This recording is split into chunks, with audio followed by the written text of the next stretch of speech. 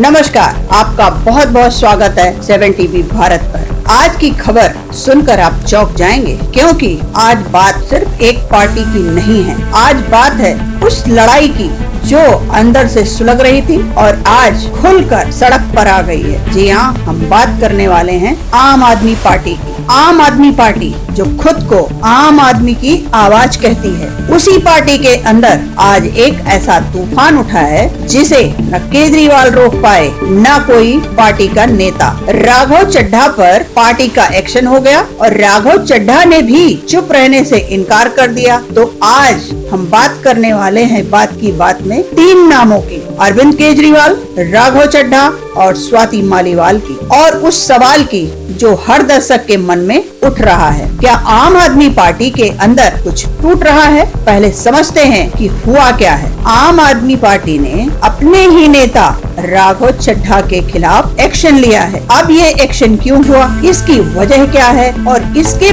पीछे की असली कहानी क्या है? तो ये सवाल सिर्फ मेरे मन में नहीं है, ये सवाल आज पूरे देश में उठ रहा है, क्योंकि राघव चड्ढा कोई छोटे नेता नहीं है। वो आम आदमी पार्टी का एक ऐसा चमकता हुआ चेहरा रहे हैं। पंजाब से राज्यसभा सांसद, केजरीवाल के करीबी, पार्टी का वो नाम जिसे मीडिया में, संसद में, हर जगह आगे किया जाता था। तो जब इतने बड़े नाम पर एक्शन होता है तो समझ लीजिए मसला साधारण नहीं है। और सबसे बड़ी बात, राघव चड्ढा ने इस एक्शन को चुपचाप स्वीकार नहीं किया, उन्होंने जवाब दिया है और जवाब दिया सोशल मीडिया पर खुलेआम। राघव चड्ढा ने ट्विटर पर लिखा, साइलेंट बट नॉट डिफीटेड, यानी मुझे खामोश करवाया गया है लेकिन मैं हारा नहीं हूँ। ये सिर्फ एक महज ट्वीट नहीं है दोस्तों, ये एक ऐलान है, ये एक चुनौती है। और ये चुनौती उन्होंने किसी बाहरी दुश्मन को नहीं दी,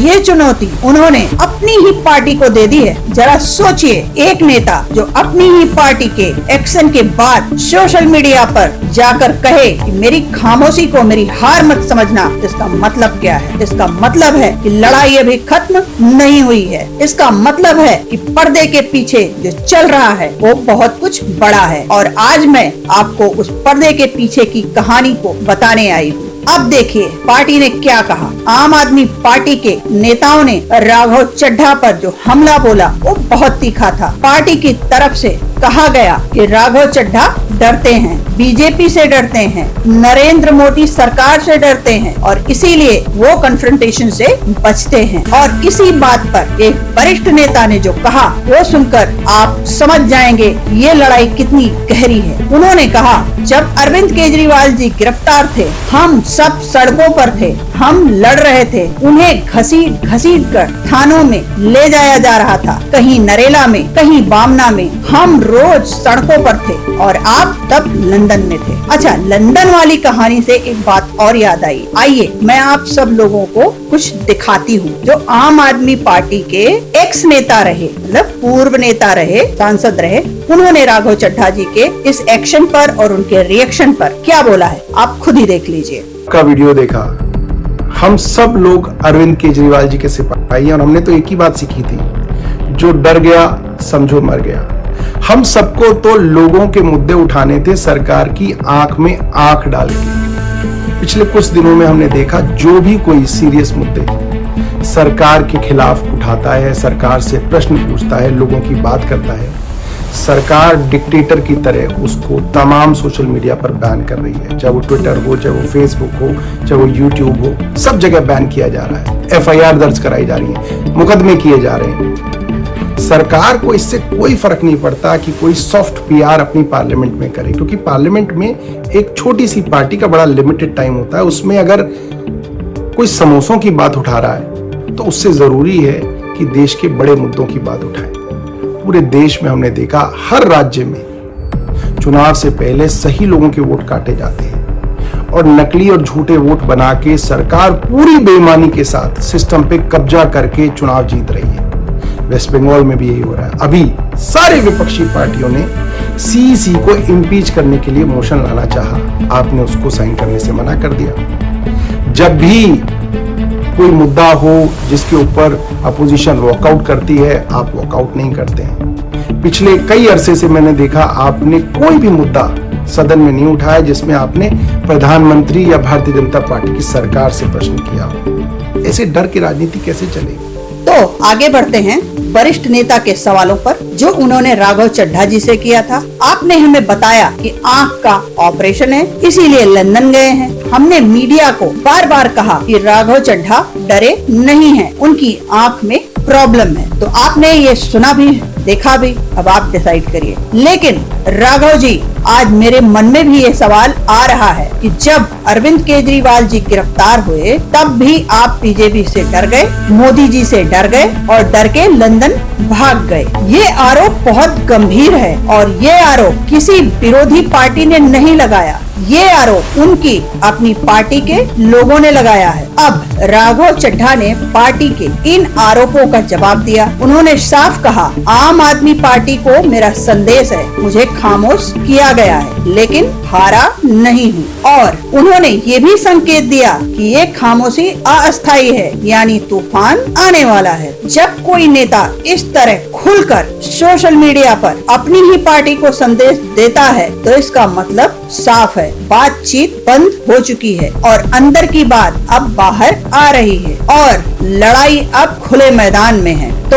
अब आइए तीसरे नाम पर। अब हम बात करते हैं स्वाति मालीवाल की। लोग पूछ रहे हैं अगर राघव चड्ढा पर एक्शन हो सकता है तो स्वाति मालीवाल पर एक्शन क्यों नहीं? और ये सवाल सिर्फ विरोधी नहीं पूछ रहे, ये सवाल पार्टी के अपने समर्थक भी पूछ रहे हैं। अब समझिए इस त्रिकोण को, एक तरफ अरविंद केजरीवाल जो पार्टी के सर्वे सर्वा हैं, दूसरी तरफ राघव चड्ढा जिन पर एक्शन हो गया और तीसरी तरफ स्वाति मालीवाल जिन्होंने पार्टी के खिलाफ खुलकर मोर्चा खोला था लेकिन अभी तक उन पर कोई एक्शन नहीं हुआ। क्यों? इसके पीछे भी एक कहानी है। स्वाति मालीवाल को लेकर पार्टी के अंदर एक अलग तरह की असहजता है। राघव चड्ढा को लेकर भी असहजता थी लेकिन वो थोड़ी कम थी क्योंकि राघव चड्ढा वापस आ गए थे, चीजें सामान्य लग रही थी। लेकिन अब वो वक्त आ गया है जब केजरीवाल को लगा कि एक्शन का सही मौका है और यही आती है असली बात। जानकारों की माने तो उनका कहना है कि जब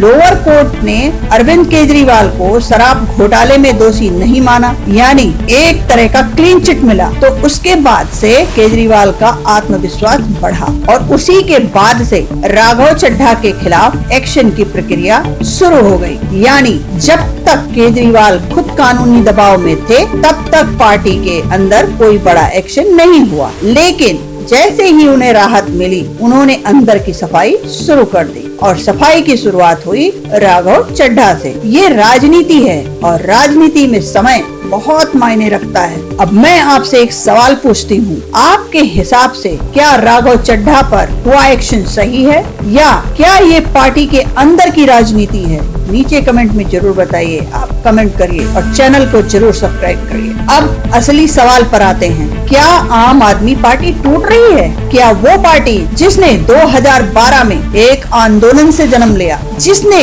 दिल्ली में झाड़ू उठाई, जिसने लोगों को उम्मीद दी, क्या वो पार्टी अब अपने अंदर से कमजोर हो रही है? एक तरफ राघव चड्ढा हैं जो कह रहे हैं मैं हारा नहीं हूँ, दूसरी तरफ पार्टी है जो कह रही है तुम डरपोक हो, और बीच में है वो आम आदमी जो इस पार्टी पर भरोसा करके वोट देता था। उसे क्या जवाब मिल रहा है? क्या उसे बताया जा रहा है कि जिन नेताओं को आपने चुना था वो अब आपसे लड़ रहे हैं? जो लोग कहते थे कि हम बीजेपी से नहीं डरते, वो खुद एक दूसरे पर डरपोक होने का आरोप लगा रहे हैं। ये वो सवाल है जो राजनीति का नहीं, ये वो सवाल है जो लोकतंत्र का है। एक बात और, जब केजरीवाल जेल में थे तब राघव चड्ढा लंदन में थे। पार्टी ने तब कहा था आंख का ऑपरेशन है। पार्टी के नेताओं ने मीडिया के सामने बार बार सफाई दी, लेकिन अब वही पार्टी के नेता कह रहे हैं शायद तुम डर गए थे, शायद तुम मोदी जी से डरते हो, शायद तुम जेल जाने से डरते हो। एक सवाल और उठता है, जो पार्टी तब कहती थी कि ऑपरेशन था, वही पार्टी अब कह रही है डर गए थे। तो उस वक्त का सच क्या था और आज का सच क्या है? ये सवाल मेरा नहीं है, ये सवाल उस हर दर्शक का है जो सोचता है, जो समझता है। राघव चड्ढा ने कहा, मेरी खामोशी को मेरी हार मत समझना, ये संकेत है, ये एक चेतावनी है और ये राजनीति में कई बड़े धमाके से पहले की खामोशी हो सकती है। अब देखना ये है कि क्या राघव चड्ढा सच में तूफान लाएंगे, क्या वो पार्टी के खिलाफ और खुलकर बोलेंगे या क्या पार्टी उनसे फिर से सुलह कर लेगी। राजनीति में कुछ भी स्थायी नहीं होता, आज के दुश्मन कल के दोस्त बन सकते हैं और आज के दोस्त कल के दुश्मन भी बन सकते हैं। आज की पूरी कहानी को समेटते हैं। आम आदमी पार्टी के अंदर एक बड़ी उथल पुथल चल रही है। राघव चड्ढा पर एक्शन हुआ और उन्होंने खुलकर जवाब दिया। पार्टी ने उन पर डरपोक होने का आरोप लगाया। स्वाति मालीवाल को लेकर सवाल अभी भी बना हुआ है और इस सब के पीछे कोर्ट से मिली राहत के बाद केजरीवाल की कई रणनीति दिख रही है। लेकिन सबसे बड़ा सवाल ये है, इस लड़ाई में आम आदमी का क्या होगा? वो आम आदमी जिसके नाम पर ये पार्टी बनी थी, वो आम आदमी जिसने इस पार्टी को अपना सपना समझा था, क्या उसकी आवाज इस लड़ाई में कहीं खो तो नहीं रही? राजनीति में एक बात हमेशा याद रखने की है, जो पार्टियां बाहर से लड़ती हैं वो कभी कभी जीत जाती हैं, लेकिन जो पार्टियां अंदर से लड़ने लगती हैं वो हमेशा हारती हैं। आज आम आदमी पार्टी के अंदर जो लड़ाई है वो सिर्फ राघव चड्ढा